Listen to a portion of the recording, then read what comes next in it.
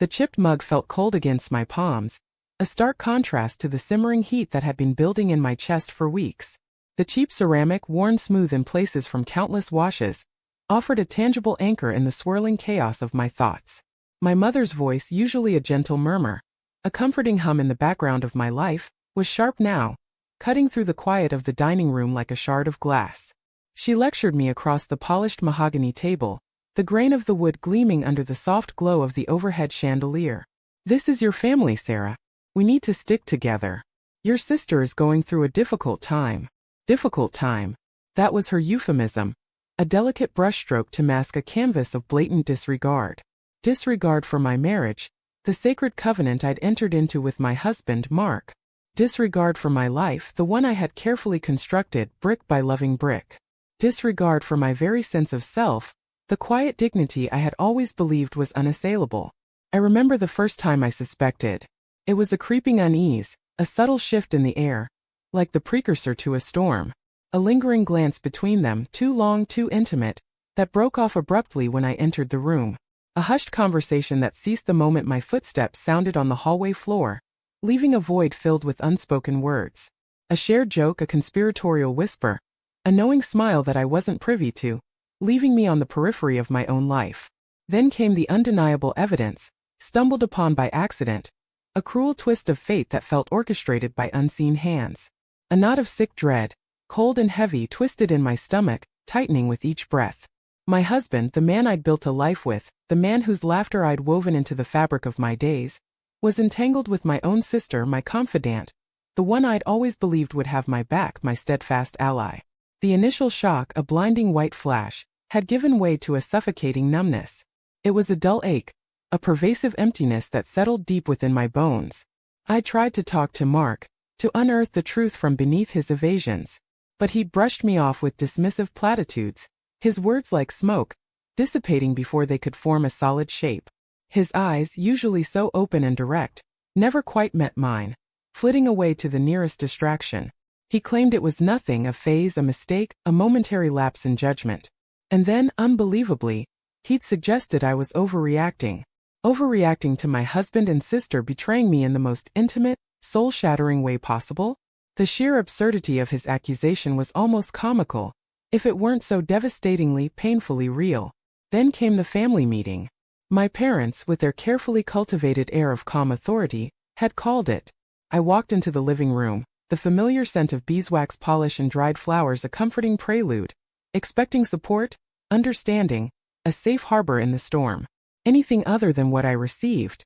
My father, usually a man of few words, a quiet observer who communicated through gestures and the occasional gruff pronouncement, spoke with an unusual firmness. His gaze, steady and unwavering, was directed at me. "Sarah," he began, his voice resonating with a gravitas I rarely heard. "We know this is hard, but we are a family. Your sister needs you. She's made mistakes, yes, but we must be there for her." My mother added, her voice a familiar plea for peace, a song I'd heard countless times in my life. "It's just a messy situation, darling. Don't make it worse by creating a fuss. We just want everyone to be civil." Civil. They wanted me to be civil with the two people who had shattered my trust into a million irreparable pieces. They wanted me to sit at family gatherings, surrounded by smiling faces and polite conversation, and pretend that the man I shared a bed with wasn't intimately involved with my sibling. The expectation was clear, etched in the unspoken language of their hushed tones and averted gazes. I was to absorb the betrayal, swallow my pain like bitter medicine, and maintain the illusion of normalcy for the sake of family harmony. My feelings, my shattered trust, my overwhelming sense of injustice, were secondary, mere inconveniences to their carefully constructed peace. My sister, meanwhile, continued her performance, a masterful actress on a stage of denial. Her smiles were a little too bright, her compliments a little too effusive, each word a carefully crafted veneer that made my skin crawl. She navigated the family gatherings with an uncanny ease, her laughter ringing out, a jarring counterpoint to the turmoil in my heart. My husband grew bolder, his absences less explained. His phone screen often dimmed the moment I entered the room, a silent acknowledgement of his secrets. The air around us grew heavy, thick with unspoken resentments and the suffocating way of deceit. I felt like I was drowning, submerged in a sea of their manufactured calm, and everyone else was telling me the water was only knee-deep. The pressure to conform, to be the understanding one, the mature one, was immense, a crushing weight on my chest. My mother would call daily, her voice a carefully modulated blend of concern and veiled interrogation. Her checks were thinly veiled probes, searching for any sign of dissent, any crack in my forced composure, any hint that I might dare to break their carefully orchestrated peace. "Are you going to Aunt Carol's birthday next week? Your sister will be there, you know. It would be so awkward if you weren't." Each word was a small, sharp jab, designed to chip away at my resolve, to remind me of my supposed obligations. The breaking point wasn't a dramatic confrontation or a tearful outburst, the cathartic release I'd imagined in my darkest moments. It was far quieter, more insidious, a slow erosion of my spirit. It was sitting at Sunday dinner, the air thick with unspoken tension, the clinking of silverware against porcelain the only sound that dared to break the suffocating silence. It was watching my husband's hand brush my sister's as they both reached for the same serving dish, a fleeting contact that spoke volumes. It was the way my mother's eyes darted between us, a constant, anxious monitor, her subtle efforts to redirect conversation a desperate attempt to maintain control. It was the suffocating silence that descended whenever I dared to speak about anything other than the weather, my words falling into a void of polite indifference. That night, alone in my bedroom, the weight of it all became unbearable. The chipped mug still sitting on my bedside table from my solitary breakfast seemed to mock my helplessness. I wasn't a doormat designed to be walked on. I wouldn't be forced to participate in this charade, to normalize the unbearable, to become a silent accomplice in my own degradation. I couldn't stay and be a silent witness to the slow dismantling of my life. But I also didn't want to descend into the same low ground, to engage in petty arguments or retaliatory behavior. I wanted them to understand, not through my tears, but through the sheer irrefutable logic of their own actions and the consequences they entailed. I wanted them to see the damage they had wrought, to feel the emptiness their manufactured peace had created. I spent days in a quiet haze, my mind a whirlwind of possibilities, each scenario playing out and then dissolving like mist. Divorce felt too drastic, too much of a public spectacle, a painful exclamation point on a chapter one wasn't ready to close. And honestly, I wasn't sure I was ready for that finality, the irreversible severing of bonds. I wanted them to feel the sting of their choices, the social awkwardness they had so casually inflicted upon me. I wanted them to see that their attempts to control the narrative, to dictate my reactions, had backfired, revealing the hollowness of their own supposed values. The opportunity presented itself a few weeks later, a small window in the oppressive fog. My husband's birthday was approaching, a milestone that my parents were determined to celebrate with a large family gathering, a reunion that would inevitably include my sister, her presence a silent assertion of her place. The invitation arrived, a crisp, embossed card, an invitation I had no intention of accepting. Instead, I made a few discreet phone calls, each one a careful step towards reclaiming my agency. I spoke to a trusted friend, then to someone who knew someone, a subtle weaving of connections that would lead to the desired outcome. The day of the party arrived, and I was nowhere to be seen. My phone buzzed incessantly with messages from my mother, a frantic string of "Where are you?" and "Everyone is asking." I let them go unanswered, the vibrations against my thigh a distant hum.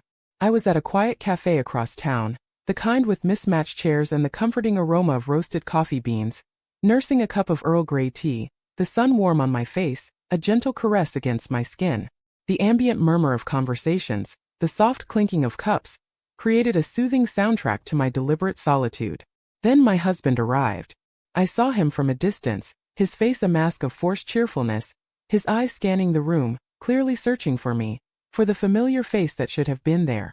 He approached my table, a confused frown creasing his brow, his earlier joviality faltering. "Sarah? What are you doing here? You're supposed to be at the party." His voice held a note of bewilderment, a hint of annoyance. I looked up, my expression calm, neutral, a carefully constructed facade of serenity. "I'm not going to the party, Mark." He scoffed, a nervous laugh that didn't quite reach his eyes. "What do you mean? Mom and Dad are expecting you. Everyone is there." He gestured vaguely toward south the street, as if the party were a physical entity he could point to. "I know," I said, my voice steady, unwavering. "But I'm not going." He sat down, uninvited, his earlier bluster fading, replaced by a flicker of unease. The air between us crackled with unspoken questions. Is this about, Because I told you it's nothing. His words were a desperate attempt to reassert the narrative he had so carefully constructed. I just shook my head, a small sad smile touching my lips, a gesture of pity rather than amusement. It's not about that, Mark. Not directly. I paused, letting the silence hang between us, a heavy, tangible thing. You see, I realized something. If this is the kind of family we are, the kind of people who expect me to ignore blatant disrespect and betrayal, then I don't want to be a part of it. Not in that way. He started to protest, to argue, to deny, his voice rising slightly, but I held up a hand, a simple gesture to halt his barrage. Actually, I continued, my voice dropping, becoming quieter, more deliberate. I've decided to take some time for myself, to focus on my own well-being. And that means not attending family events where I feel ostracized or disrespected.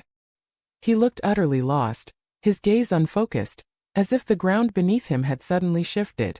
But you're my wife. You can't just not come. The possessiveness in his tone was palpable, a last-ditch attempt to exert control. Oh, I can, I said, my gaze steady, meeting his directly for the first time in weeks. And then, as if on cue, I saw him. He was standing by the cafe entrance, looking around, a hesitant smile on his face, a man who exuded an aura of quiet competence. He was my lawyer, Mr. Harrison. He wasn't there to meet me.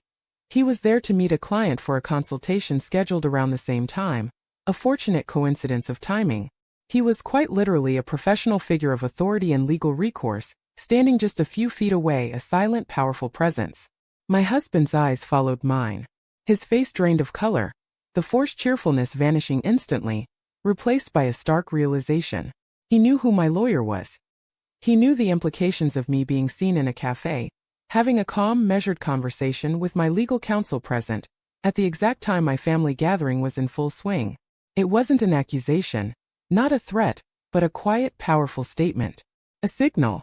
It said I was no longer just the victim to be placated, the one who would quietly accept their terms. I was someone who was taking steps, someone who was protected, someone who was not afraid of consequences, someone who had an exit strategy.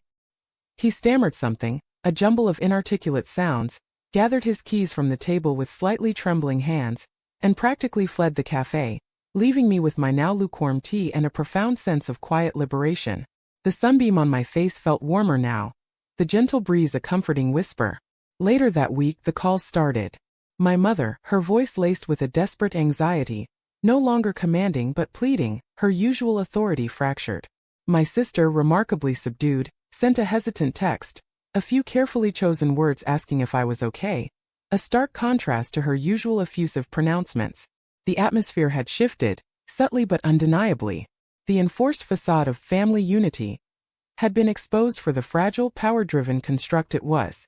They were no longer in control of the narrative. The quiet understanding that I had allies, that I had recourse, had rippled through the family grapevine, and their comfortable assumptions, their carefully constructed world, had been disrupted. They hadn't been threatened with lawsuits or public humiliation. They had been shown that I had agency, that I had value, and that their attempts to silence me had only made me stronger.